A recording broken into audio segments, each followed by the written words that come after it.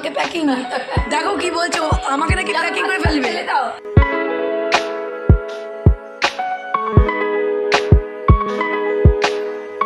একজন খেয়ে দেখো কি অবস্থা, বাটি ফাঁকা করে খুব খুশি, বাটি ফাঁকা করে খুব খুশি। এরকম এরকম তোমরা দেখেছো কি না আইসক্রিম খাওয়ার পরে এত হাসি?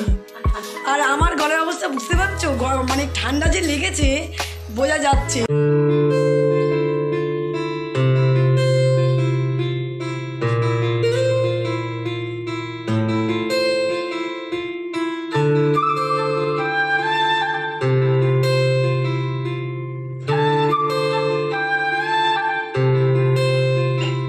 Good morning friends, welcome back to our channel. তোমাদের সকলকে আমাদের চ্যানেলে স্বাগত জানাচ্ছি। তোমরা সকলে কেমন আছো? আশা করি তোমরা সকলে ভালো আছো, সুস্থ আছো এবং আনন্দে আছো। আবার এক নতুন ব্লগ নিয়ে চলে আসলাম। আর জমির কথায় দেশ ও বিদেশে যেখান থেকে আমাদের ভিডিও দেখছো তাদের সকলকে তানজিম ফ্যামিলির তরফ থেকে অনেক অনেক ভালোবাসা। তো চলো, তো আজকে চায়ের ট্রে হাতে নিয়ে তোমাদের সঙ্গে আমাদের ব্লগটা শুরু করলাম। তো চলো, তো আজকে মা খাচ্ছে রান্নাঘরে আর আমরা তিনজন চা ঘরে খাবো, তা নিয়ে চলে এসেছি। তো চলো চলো চাটা খেয়ে সোজা চলে এসেছি হচ্ছে রান্নাঘরে। এখন হুলস্থুল অবস্থা দেখো। ওদিকে মা তো সব ব্রেকফাস্টের তরকারি বসিয়ে দিয়েছে, এদিকে রুটি হয়ে গেছে, আজকে সকালবেলা চা খাওয়ার আগে রুটি কমপ্লিট। আর এটা ব্রেকফাস্টের তরকারি হচ্ছে সাদা আলুর তরকারি। আর এদিকে ভাত বসে গেছে। আর এখানে আলু সিদ্ধ হয়েছিল, প্রেশার কুকারটা লাগবে বলে আর ধুইনি, আর ডাল সিদ্ধ করতে হবে ওই জন্য রেখে দিয়েছি এটাকে। আর বেসিনে কিছু বাসন ছিল, চায়ের বাসন থেকে আরম্ভ করে আরও কিছু বাসন। আর যেহেতু তরকারি আজকে দেরি করে হয়েছে সেই জন্য ভাইকে আজকে ডিমের অমলেট দিয়ে দিলাম। ওই কারণে সেই বাসনগুলো বেরিয়েছি, সেগুলো ফটাফট মেজে ফেলছি। বাসন যত রাখবো তত জমে যায়, ওই কারণে একটু হতে হতে মেজে ফেলে সুবিধা হয়। তো চলো, এদিকে তো হতে থাক আর জুগি তো ওদিকে কাজে লেগে পড়েছে। চলো, সিলিন্ডার শেষ হয়ে গেছে, সিলিন্ডার নিয়ে এসেছি আর এই সিলিন্ডারটাকে এখন নিয়ে যাবো বারান্দায়। তা চলো, বেড টেডগুলো ঘরটরগুলো এখন থাক, আগে গিয়ে চট করে ব্রেকফাস্টটা সেরে আসি। চলো, ব্রেকফাস্টকে সোজা চলে এসেছি এইদিকে ঘরের কাজ নিয়ে, কারণ যেহেতু আজকে পুজো হয়ে গেছে, রান্না প্রায় কমপ্লিটের দিকে। ভাবলাম আজকে ঘর ধরে একটু পরিষ্কার করব, কারণ অনেক দিন ধরে পড়ে রয়েছে, ঝুল টুল হয়ে ধুলো ফুলো পড়ে থাকে। আজকে সব নিয়ে বসেছি। দেখো, আজকে প্রথম খুললাম এই ডিভ্যানটা। তো এই ডিভ্যানটার থেকে জিনিসপত্র বের করে আগে ঝেড়ে তারপরে হচ্ছে এটাকে সেট করব, আর তারপরে যাবো বারান্দায় আজকে। চলো, আমার ঝুল টুল ঝেড়ে পরিষ্কার করে আবার রেখে সেট করা হয়ে গেছে। এবার এগুলোকে ঠিকমতো সেট করে চাদর ফাদর পেতে তারপরে যাব বারান্দায়। তা চলো, আগে এই কাজগুলো কমপ্লিট করে নিই।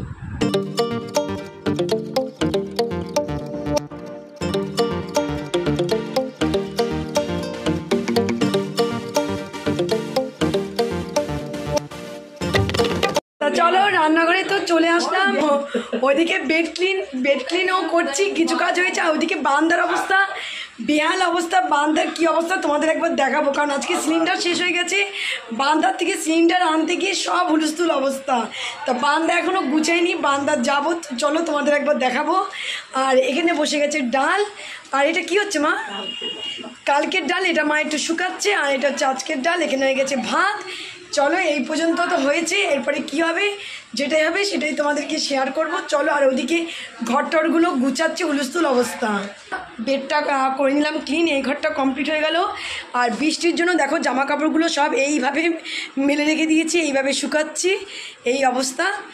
আর বারান্দার অবস্থাটা তোমাদের একবার দেখাই। বারান্দায় এই যে সিলিন্ডারটা, আজকে সিলিন্ডার শেষ হয়ে গেছে, সিলিন্ডার আনতে গিয়ে বারান্দায় সব হুলস্থুল অবস্থা। চলো একবার তোমাদের দেখাই। দেখো বারান্দার কী অবস্থা। এখানে তো সব জামা কাপড় ছিল, এগুলো বোধহয় ফেলনি যাবে, এগুলো ফেলে দেবো। প্যাকিং করে ফেলে দেবো? আমাকে প্যাকিং দেখো কি বলছো, আমাকে নাকি প্যাকিং করে ফেলবে। আমাকে কিসে প্যাকিং করবি? এইটার মধ্যে তো প্যাকিং করতেই পারবি না, আমার যা সাইজ। তা চলো, ও বলছে আমাকে প্যাকিং করবে। আমি যে প্যাকিং করার আগে এইগুলোকে আগেই করে নিই প্যাকিং, যেগুলো ফেলনি যাবে। তাই দেখো চাদরগুলো রয়েছে। আমি তাই তানিকে বলছিলাম যে এইগুলো বিচ্ছিরি অবস্থা হয়ে গেছে, কিছু জায়গায় হচ্ছে মানে হচ্ছে ছেঁড়াও আছে, ফেড হয়ে গেছে। তানিকে তাই বলছিলাম দেখ কী কর, যেগুলো ইউজ হচ্ছে না সেগুলো দেখ, তাহলে হচ্ছে ফেলে দেবো। কারণ যারা বাসন নেয় তারা তো এই ছেঁড়া চাদর ওদেরকেও হচ্ছে দেওয়া যাবে না, একমাত্র ফেলা ছাড়া উপায় নেই। তাই বলছিলাম দেখ কোনগুলো আছে ফেলার মতো সেগুলোকে এক জায়গায় কর।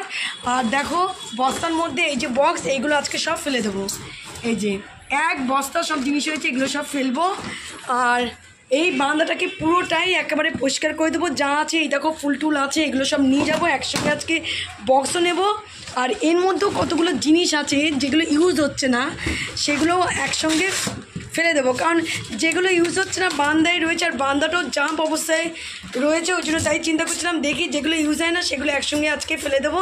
তাহলে বারান্দাটাও অনেকটা ফাঁকা হয়ে যাবে, জায়গাটাও বেড়ে যাবে। এদিকে চলে এসেছি রান্নাঘরে। প্রায় রান্না কমপ্লিট। লাস্টে আমাদের বেলার চা হচ্ছে। তা মার এদিকে চা বসিয়েছে, চাটা নিয়ে যাব। টেবিলে খাবার দাবারগুলো নিয়ে গুছিয়ে রেখে দেওয়া হয়ে গেছে অলরেডি। যতটা কাজ হচ্ছে ততটা নিয়ে আবার টেবিলে রেখে দিচ্ছে। আর এইদিকে যতটা ফাঁকা হয় কাজগুলো এগিয়ে যায়। খাচ্ছ চা? মা আজকে চা খাচ্ছে। গরমে মা চা খাওয়া বন্ধ করে দিছিল। তা মাকে বললাম, মা তুমি কি চা খাচ্ছ? মা বলছে হ্যাঁ আজকে চা খাচ্ছি। মার পায়ে আজকে রান্নাবান্না কমপ্লিট। বেসিনে শুধু বাসন কড়াই যেগুলো বেরিয়েছে সেগুলো আমি চাকে একেবারে করে দেবো ক্লিন। আমার হাতে দেখো স্টিলের প্লেট ঘুরছে। মা এখানে পাঁপড় করছে। তা বাবা বললো যে তুমি গরম গরম পাঁপড় নিয়ে আয়। তারপরে প্লেট নিয়ে নিয়েছি। বাবার আমার আর তানি একসঙ্গে নেবো, পাঁপড় খাবো আর ওইদিকে টিভি দেখবো বসে। চলো মা এদিকে পাঁপড় ভাজছে। মাকে জল দিয়েছি, মা এখনও জল হচ্ছে খায়নি, রেখে দিয়েছি। জল খাওনি মা? আর এই দেখো পাঁপড় ভাজছে। আজকে দুপুরবেলায় ডালের সঙ্গে পাঁপড় ভাজা।